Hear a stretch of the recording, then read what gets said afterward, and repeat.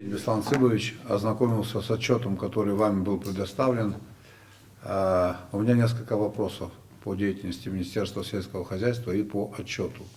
Расскажите нам поподробнее, как реализуется целевая программа развития сельского хозяйства, ее параметры, ожидаемый результат, стадия реализации.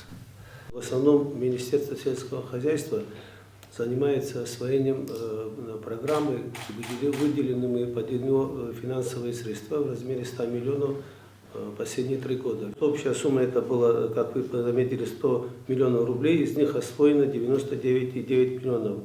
По основным направлениям это первое — развитие растениеводства, 37,5 миллионов рублей. В основном это мы по программе, как вы знаете, она утвержденная правительственная комиссия, которая отбирает проекты, к нам поступающие из районов, из сел, из районов. В 2023 году первое, что мы новое ввели, это то, что мы совместно с местными органами самоуправления отбираем и привлекаем к этим проектам наших крестьян из сел. Приобретено по линии растениеводства различных сортов, саженцев и передано крестьянам, участникам этой программы 48,9 тысяч корней. Из них 25 380 это были мандарины, это мандарины раннеспелых сортов. То есть за счет чего в этом году намного раньше, чем в прошлом, позапрошлом году начался сбор мандарин, и по таможенным данным, те показатели, что были, хотя и намного меньше, чем в прошлом году, сам цитрусовый сезон был, но за то, что раньше начали сбор, это именно результат того, что ранее спелые сорта уже вошли в эксплуатацию. 3 года назад то, что мы выделяли саженцы, они уже начали плодоносить. И в оборот вошли в связи с этим, это было приобретено на 16,2 миллиона рублей в 2023 году. И в оборот, за счет чего участки площади, новые земли, которые были в залежами или не использовались, 114,5 гектаров по всей Абхазии, это я имею в виду. Эти сорта мандарин, урожайность какая в среднем? Но эти сорта мандарин, они урожайностью меньше, до 35-40 килограмм, но плотность посадок у них больше на гектар, и поэтому с гектара чуть меньше, на процентов 20, чем... Примерно урожайность сколько тонн с гектара? В прошлом году 114,5... 114 гектаров. Это примерно около 300 тонн урожая. Урожай именно быть, так, из новых тех закладок, которые мы заложили. Также были приобретены, вот для того, чтобы мы, в принципе, суть вы знаете, но просто напомню, как работает программа. Мы средства, практически наши участники программы в виде денежных средств не получают. То есть они... те работы, которые необходимо провести, или те материалы, которые нужны для того или иного направления, указанные в своих проектах, государство им предоставляет. При Минсельхозе есть комиссия, которая проводит конкурс, проводит тендер на приобретение материалов или проведение работ. И это по закону о госзакупках, вот, исходя из этого закона, мы так и вот принимаем эти. То есть люди, которые участвуют, они получают материалы, начиная от колев, от колючих проволок, в виде материалов, оборудования. Единственные проблемы в том, что иногда бывает, что вот поставщики нас подводят, или участники проектов, как сказать, допускают пробелы по уходу за теми растениями, которые вот мы им помогли организовать. Это мы прослеживаем, комиссия выезжает на места. И вот по совместному такому решению эти проекты представляются на комиссии. Комиссия уже практически дает добро на освоение этих программ. И вот таким образом были розданы для ограждения 24 тысячи колев, это из акации, колючей проволоки 565 бух на сумму 28 миллионов рублей. По развитию животноводства 13,6 миллионов рублей было в прошлом году освоено, в том числе по направлениям. Для 3 проектов приобретен и передан крупный рогатый скот 24 головы. Это на сумму 1,5 миллиона рублей. То есть мы не приобретаем уже за пределы Абхазии из-за сложности, которые появляются на границе и с карантинными случаями. Поэтому те люди, которые настаивают на том, чтобы им помогли для приобретения КРС, мы приобретаем у наших производителей, у наших животноводов. Круг желающих расширяется, участвовать в этой программе. Наши крестьяне в этой программе заинтересованы. В прошлом году и в этом году количество желающих участников выросло, наверное, на 200-300%, потому как мы уже приняли 600 с лишним проектов, это на сумму 400 с лишним миллионов рублей. То есть мы мало того, что в прошлом году не смогли принять в разработку из-за отсутствия средств определенное количество претендентов, еще и накопилось, и поэтому программа утвержденная, она не позволяет нам приостановить, скажем, или запретить людям обращаться с проектами. Но тем не менее мы вынуждены уже людям в случае, когда мы по прессе или на сайте Минсельхоза просить, чтобы они пока воздержались от того, потому что составление документов тоже требует и время, и заказ. Александр Сыбович, на что я хочу обратить ваше внимание. Это деньги государственные, и они будут работать на крестьян. Мы это им отдаем безвозмездно, правильно? Да. С тем, чтобы они выращивали сельхозпродукцию. Это их собственность будет, правильно? То, что они вырастят. Так или не так? Да, Наша с вами практика изобилует примерами, когда государственные деньги использовались неэффективно, в том числе в сельском хозяйстве. Тому свидетельств очень много, правильно, да? Когда государство вкладывало в объекты там, десятки миллионов рублей, сотни миллионов рублей, эти объекты стоят, и эффект от них нулевой. Если я вас правильно понял, желающих участвовать в этой программе значительно больше, чем наши возможности, которые мы представляем. Не на 100 миллионов, а на 200, на 300. В связи с этим министр сельского хозяйства и причастные к этому другие руководители будут нести персональную ответственность за качество отбора людей, которые будут реализовывать эту программу. Все знают в селах друг друга, кто способен заниматься сельским хозяйством, кто это любит, кому это по душе. Вот 3 года мы уже с вами работаем. Есть положительные примеры. Есть люди, которым нужно помочь еще больше, чем помогли, кто может расширить сферу своей деятельности. К этому надо подойти тщательно. Товарная продукция у нас должна возникнуть. Вот заложили 100 гектаров цитрусовых, значит 300 тонн цитрусовых примерно через 3-4 года мы должны получить. Крупнорогатый скот. Значит, какую-то товарную продукцию качественную мы должны получить для снабжения там, населения, гостей и так далее. Все это нужно контролировать. Самое главное, чтобы наши деньги оказались в руках эффективных крестьян, умеющих и желающих работать. Это самое главное. Согласны, мы в этом направлении работаем. Объемы государственных инвестиций в сельское хозяйство понятны. 100 миллионов рублей. Освоено 99,9% из этих денег. Это тоже понятно.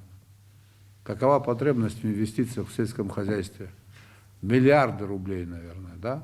Скорее всего, да, конечно. Да, десятки миллиардов рублей в год. Что в этом плане предпринимают частные инвесторы? Что-то делается? Частные инвесторы где-то присутствуют в отрасли? Есть у нас проекты, где участвуют именно частные предприниматели. Это и по закладке многолетних садов, тех же самых мандаринов в Корчарском районе, в совхозе Кохора, госхозе Кохора. Беговая предприниматель, она вот уже за 2 года 15 тысяч корней мандарин заложили новых сортов. То же самое в селе, вот, в этом хозяйстве ведут небольшую переработку. Как обстоят дела у нас с рыбной отраслью или подотраслью сельского хозяйства? Есть там инвестиции какие-нибудь? У нас в прошлом году арендовали Чинарычинское форелевое хозяйство. Но там, насколько я знаю, к выпуску товарной продукции еще не приступили, там идет реконструкция. Нет, они пока приводят в порядок здания, сооружения и инвестиции, которые были указаны, они пока еще как-то в хозяйственную деятельность не ввели. То есть рыбой пока практически не занимаются, там восстанавливается инфраструктура. Но тем не менее количество рабочих мест увеличилось от 21 до 27, и общий фонд заработной платы, в среднем заработная плата не менее 41 тысячи рублей. То есть развитие этого хозяйства идет, мы прослеживаем В планах в дальнейшем восстановить и остальные участки, в частности, второй участок этого хозяйства. Обязательства перед государством выполняют? Платежи идут? Да, платежи идут, обязательства выполняют. В дальнейшем основное обязательство было восстановление тех бассейнов, прудов и разведение рыбы. Пока они собираются выращивать выращенную в Сочи рыбу, привозить, наращивать в Абхазии и использовать. Какие инвестиции частные в сельское хозяйство вложены еще? Вложены пока определенных инвестиций, чтобы сказать, они имеют результаты, я не могу. В Гальском районе на выращивание такой культуры, как голубика, деньги не вкладываются, что ли? Вкладываются, да. Ну, а это что, не есть инвестиции в сельское хозяйство? Насколько я понимаю, туда уже вложено несколько десятков миллионов рублей. Какие объемы там? Уже 20 или 30 гектаров ими освоено. Да. Они в прошлом году собрали урожай.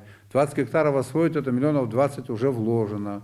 Все у них там идет по плану. Какие у них там есть проблемы, чем им надо помочь, что там происходит? В основном идут по своему плану, они высадили в дальнейшем, в этом году намереваются до 15 гектаров. В этом году? В этом году, да, высадить дальнейшую голубику. Единственное, у них это появилась болезнь, которым они не могут пока наладить из-за отсутствия специалистов. Они вроде пригласили из-за рубежа, и еще им помогают те А что за болезнь такая появилась? Ну, это связано со влажностью, она на стадии уже созревания начинает болеть из-за высокой влажности. И поэтому они... А это излечимая история? Они, как говорят, излечимы, но нужны специальные удобрения, которые нет ни в Абхазии, ни в России. Поэтому они вроде завозят его через Турцию из дальнего зарубежья. Завезли первую партию, этим занимались и предприятия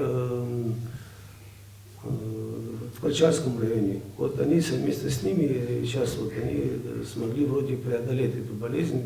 А сельское хозяйство как отрасль высокорисковая, вот их проблемы надо знать.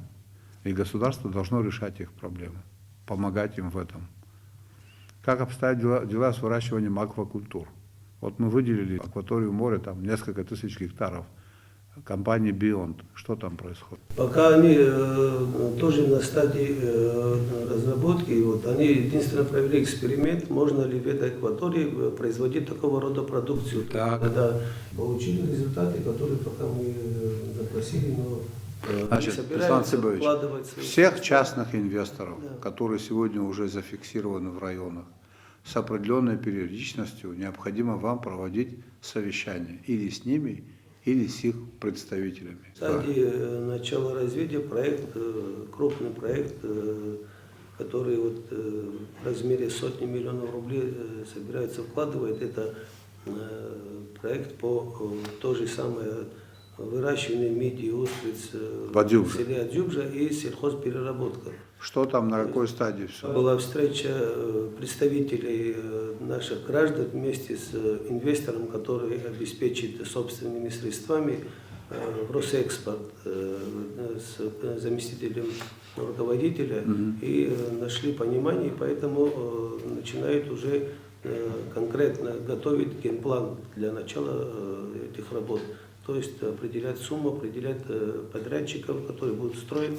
Со своей стороны мы им обеспечили все те условия, которые необходимы были, начиная от выделения участков в селе Адзюбжа, морской акватории, необходимых документов, экспертизы.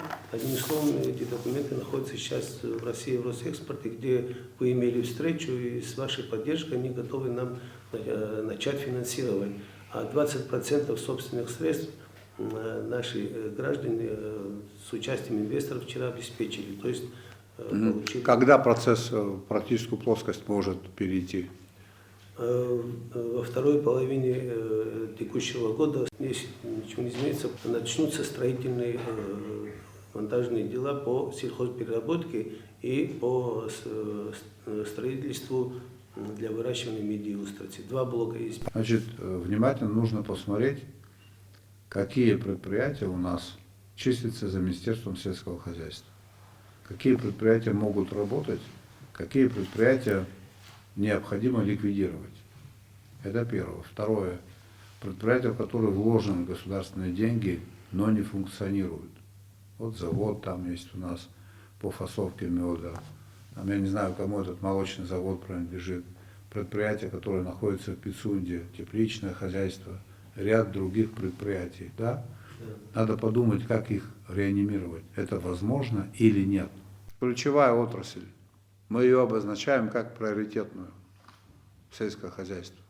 Это не только экономика, это еще решение таких задач, как сохранение сельского населения, сохранение нашей культуры самобытности. Людей нужно обеспечить работой на местах, в селах, закрепить за селами добровольно. Поэтому в отрасль необходимо вкладывать деньги. А те деньги, которые вложены, должны работать. В этом смысле при правильных расчетах и аргументированных подходах можете на мою поддержку рассчитывать.